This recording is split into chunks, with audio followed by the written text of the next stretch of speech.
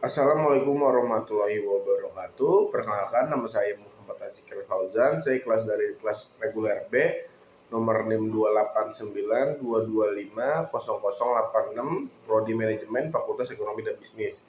Di sini saya akan melaksanakan ujian akhir semester untuk mata kuliah aspek hukum. Untuk dosen pengampunya Pak Mulyono SHMM. Oke, di sini untuk judul yang saya presentasikan adalah tindak pidana bisnis. Oke. Untuk dasar hukum Undang-Undang Nomor 6 Tahun 1983 tentang Ketentuan Umum dan Tata Cara Perpajakan atau kalau disingkat UU KUP, sebagaimana telah dilakukan perubahan sebanyak 4 kali dan perubahan terakhir yaitu Undang-Undang Nomor 16 Tahun 2009. Ketentuan pidana dalam UU KUP ini diatur pada hasil pasal 38 sampai pasal 43A. Tindak pidana perpajakan adalah setiap perbuatan yang melanggar undang-undang perpajakan dapat dipertanggungjawabkan dan dapat dikenakan sanksi pidana sesuai dengan undang-undang perpajakan. Selain UU KUP, terdapat berbagai macam peraturan perundang-undangan yang mengatur tentang perpajakan, yaitu Undang-Undang Nomor 36 Tahun 2008 tentang pajak penghasilan, Undang-Undang Nomor 42 Tahun 2009 tentang pertambahan nilai barang dan jasa dan pajak penjualan atas barang mewah, Undang-Undang Nomor 12 Tahun 1994 tentang pajak bumi dan bangunan, Undang-Undang Nomor 19 Tahun 2000 tentang penagihan pajak dan surat paksa, Undang-Undang Nomor 20 Tahun 2000 tentang bea perolehan hak atas tanah dan bangunan, Undang-Undang Nomor 13 Tahun 1985 tentang bea materi. Undang-Undang Nomor 36 2008 pajak penghasilan atau kalau disingkat PPH adalah pajak yang dikenakan terhadap orang pribadi maupun badan berdasarkan jumlah penghasilan yang diterima selama 1 tahun. Ketentuan mengenai PPH pertama kali diatur dalam Undang-Undang Nomor 7 Tahun 1983. Undang-Undang Nomor 42 Tahun 2009 pajak penjualan barang mewah atau kalau disingkat PPNBN merupakan pajak yang dikenakan selain pajak pertambahan nilai PPN untuk penjualan barang-barang tergolong sebagai barang mewah. PPNBN merupakan jenis pajak yang merupakan satu paket dalam Undang-Undang Pajak Pertambahan Nilai. Undang-Undang Nomor 12 Tahun 1994 pajak bumi dan bangunan perdesaan dan perkotaan yang selanjutnya disebut pajak adalah pajak atas bumi dan atau bangunan yang dimiliki, dikuasai dan atau dimanfaatkan oleh orang pribadi atau badan kecuali kawasan yang digunakan untuk kegiatan usaha perkebunan, perhutanan dan pertambangan. Undang-Undang Nomor 19 Tahun 2000 surat paksa adalah surat perintah bayar uang pajak dan biaya penagihan pajak. Biaya penagihan pajak adalah biaya pelaksanaan surat paksa, surat perintah melaksanakan penyitaan, pengumuman lelang, pembatalan lelang, jasa penilaian dan biaya lainnya sehubungan dengan penagihan pajak. Undang-Undang Nomor 20 Tahun 2000 merupakan penghutan atau perolehan hak atas tanah dan atau bangunan. Penghutan ini ditanggung oleh pembeli dan hampir mirip dengan PPH bagi penjual sehingga pihak penjual dan pembeli sama-sama memiliki penanggung-jawaban untuk membayar pajak. Tindak pidana perpajakan adalah informasi yang tidak benar mengenai laporan yang terkait dengan penghutan pajak dengan menyampaikan surat pemberitahuan tetapi yang isinya tidak benar atau tidak lengkap atau melampirkan keterangan yang tidak benar sehingga dapat menimbulkan kerugian pada negara. Yang menjadi subjek hukum tindak pidana di bidang perpajakan adalah A. Wajib pajak, B. Pejabat yang menjadi subjek hukum tindak pidana di bidang perpajakan, C. Pihak ketiga yang bukan wajib pajak dan bukan pejabat pajak disebut dinyatakan telah melakukan pidana pajak dilakukan pemeriksaan terlebih dahulu oleh pemeriksa pajak dan diperoleh bukti-bukti bahwa pajak benar telah melakukan tindak pidana sebagaimana dimaksud pasal 38 dan pasal 39 UU KUP. Tindak pidana oleh pejabat penarik pajak (fiskus) yang terdiri atas 8.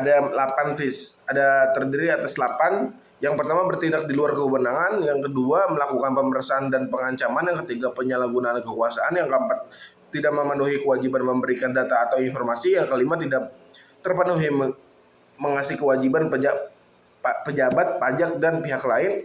Yang enam, tidak memberikan informasi dan data perpajakan. Yang tujuh, menyalahgunakan data dan informasi perpajakan. Yang terakhir yaitu tidak memenuhi kewajiban merahasiakan rahasia wajib pajak.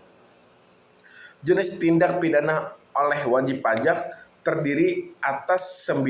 Yang pertama itu tidak mendaftarkan dirinya atau usahanya, tidak menyampaikan surat pemberitahuan, 3. Pemalsuan surat pemberitahuan, 4. Menyalahgunakan nomor pokok wajib pajak, 5. Menggunakan tanpa hak nomor pokok wajib pajak, dan 6. Menyalahgunakan pengukuhan pengusaha kena pajak, 7. Menolak untuk diperiksa, 8. Pemalsuan pembukaan pencatatan atau dokumen lainnya.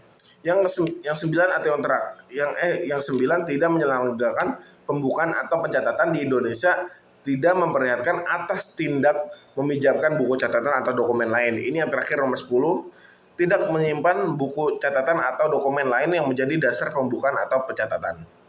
Oke, kita lanjut di tindak pidana korupsi. Istilah corruptus merupakan bahasa Latin dari korupsi, yang berarti kerusakan atau kebobrokan secara harfiah.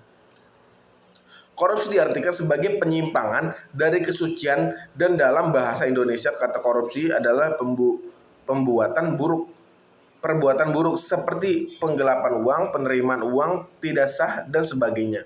Korupsi di dalam Black Law Dictionary adalah suatu perbuatan yang dilakukan dengan maksud untuk memberikan suatu keuntungan yang tidak sesuai dengan kewajiban resmi dan hak dari pihak-pihak lain secara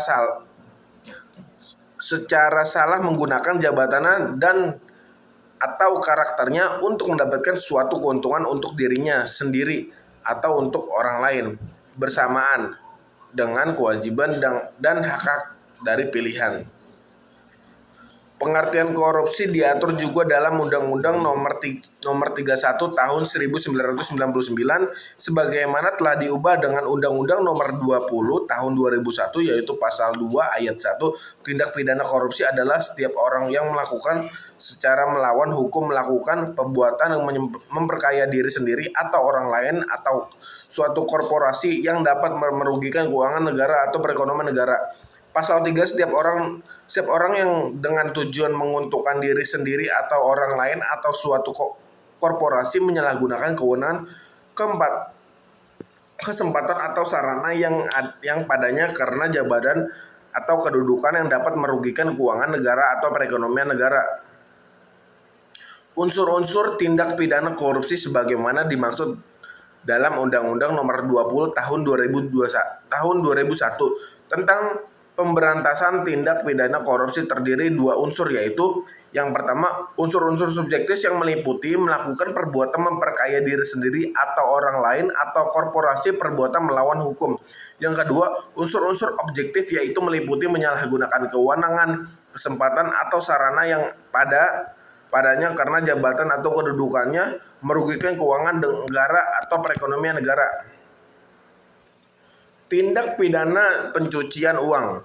Tindak pidana pencucian uang atau money laundering adalah salah satu kegiatan yang dilakukan yang menyembunyikan asal-usul sumber dari dana yang diperoleh secara ilegal atau tidak sah. Pencucian uang merupakan tindak pidana yang sering terjadi di berbagai negara dan dapat merugikan negara, masyarakat, dan individu yang terlibat dalam kegiatan tersebut. Dalam hukum Indonesia, tindak pidana pencucian uang diatur dalam Undang-Undang Nomor 8 Tahun 2010 tentang pencegahan dan pemberantasan tindak pidana pencucian uang atau kalau disingkat UU PPTPU. Mengatur tentang tindak pidana pencucian uang yang dilakukan oleh pelaku atau korban dari tindak pidana yang dianggap merugikan negara, keuangan negara, atau masyarakat. Tindak pidana pencucian uang dapat terjadi di berbagai bidang, seperti di bidang keuangan, perbankan, perusahaan, dan lain-lain. Pencucian uang dapat dilakukan dengan cara menggunakan dana yang diperoleh secara ilegal atau tidak sah untuk membeli barang atau jasa, menyimpan dana tersebut dalam rekening bank, atau melakukan transaksi keuangan lainnya yang bertujuan untuk menyembunyikan sumber asal-usul dari mana itu dana tersebut. Pencegahan pemberantasan tindak pidana pencucian uang merupakan salah satu prioritas bagi pemerintah untuk lembaga penegak hukum di Indonesia. Pencucian uang merugikan negara dan masyarakat dengan cara mengurangi sumber penerimaan negara, menurunkan kredibilitas suatu negara, dan mengurangi daya saing suatu negara. Oleh karena itu, pemerintah dan lembaga penegak hukum selalu berupaya untuk mencegah dan menerangi tindak pidana pencucian uang di Indonesia.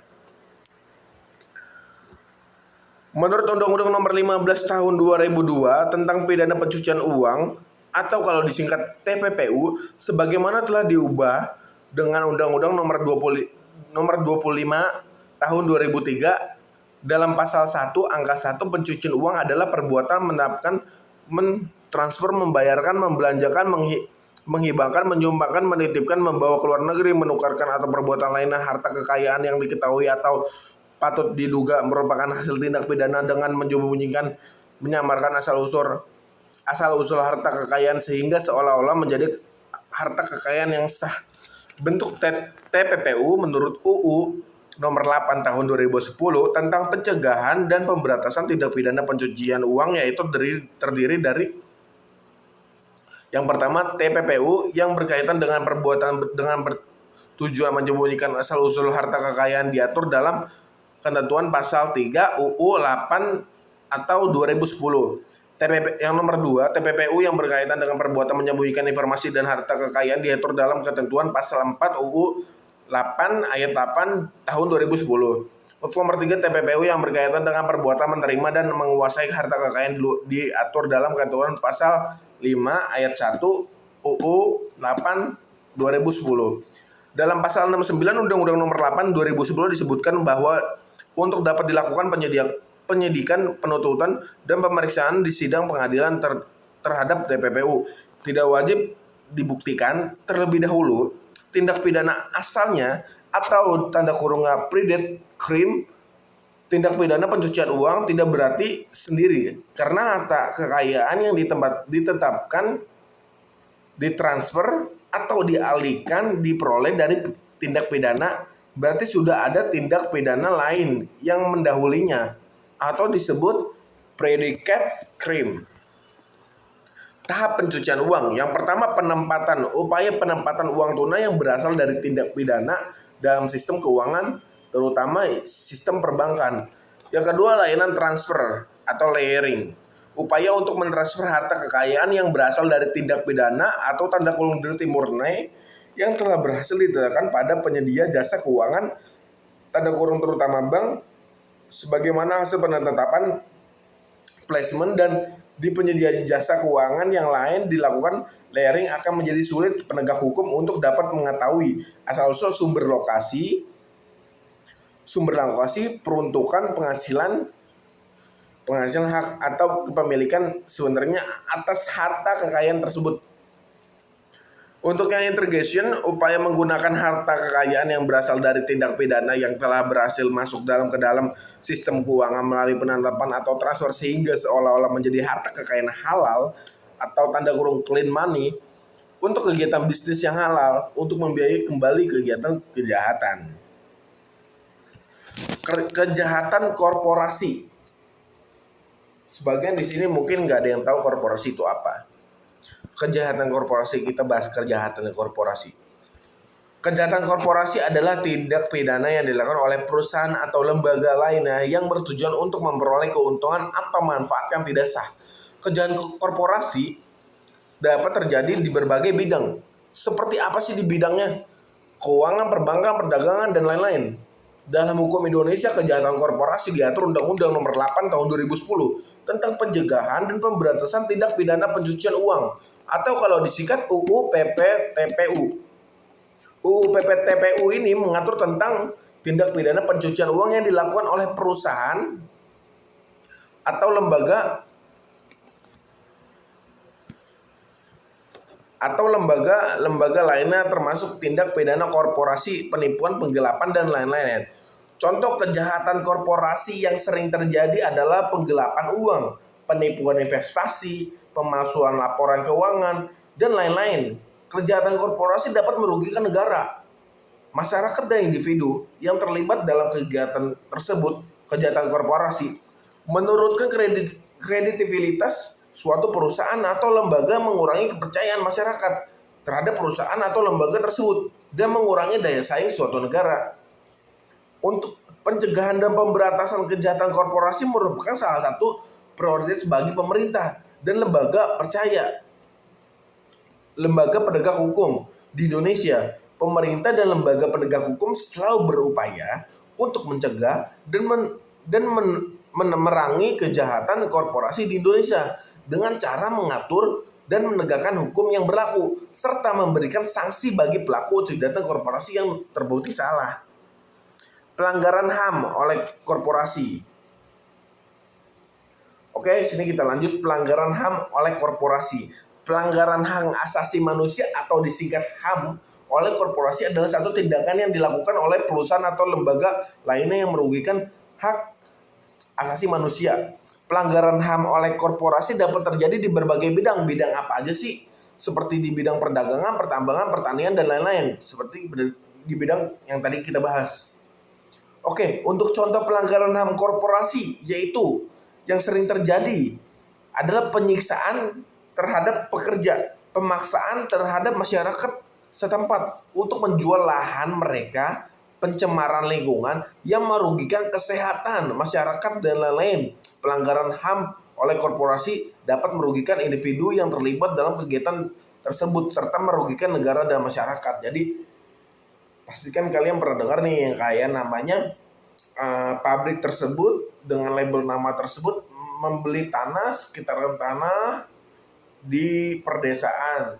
Sebenarnya tanah itu tidak boleh untuk dibeli karena tanah itu adalah salah satu sumber pangan kita, yaitu contoh hal beras atau padi atau bahan-bahan tumbuhan lainnya yang dikonsumsi oleh kita.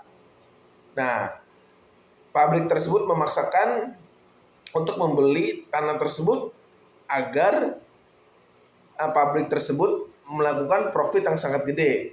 Karena tanah tersebut menurut pabrik tersebut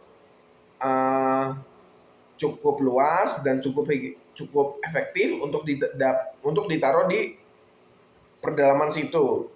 Tapi dampak negatifnya apa sih buat masyarakat? Kan pastikan kalau dibeli oleh pabrik tersebut masyarakat untung. Dampak negatifnya bisa kena air karena pabrik tersebut mempunyai limbah, otomatis limbah tersebut pasti bercampur dengan air yang dikonsumsi masyarakat. Bukan diminum ya, tapi untuk digunakan sebagai cuci apa segala macam, mandi, air itu air mentah lah. Nah, bisa jadi udara kalau misalkan pabrik itu membuang sampah terus menerus, kan pasti sampahnya itu harus dibakar. Nah, dibakar itu udara kan kalau kena hidung manusia pasti rasanya kurang enak untuk dihirup gitu. Nah, pelanggaran HAM oleh korporasi merupakan salah satu masalah yang sering terjadi di berbagai negara termasuk di Indonesia. Pemerintah dan lembaga penegak hukum selalu berupaya untuk mencegah dan memerangi pelanggaran HAM oleh korporasi di Indonesia dengan cara mengatur penegak hukum yang berlaku serta memberikan sanksi-sanksi berlaku pelanggaran HAM oleh korporasi yang terbukti salah. Oke. Kita bahas yang terakhir nih, bentuk pertanggungjawaban pidana korporasi. Bagaimana sih bentuk pertanggungjawaban pidana korporasi? Oke, kita lanjut. Bentuk pertanggungjawaban pidana korupsi adalah suatu tindakan yang dilakukan oleh pemerintah atau lembaga penegak hukum terhadap pelaku tindak pidana korupsi yang telah terbukti bersalah. Bentuk pertanggungjawaban pidana korupsi dapat berupaya hukum pidana, denda, atau tindakan lain yang ditetapkan oleh pengadilan.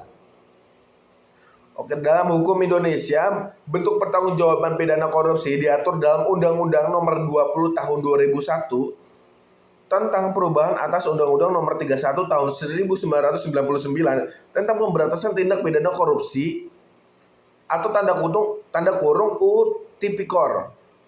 UU Tipikor mengatur tentang hukuman pidana yang dikenakan tentang kepada pelaku tindak pidana korupsi serta denda yang dikenakan kepada pelaku tindak pidana korupsi yang telah terbukti bersalah.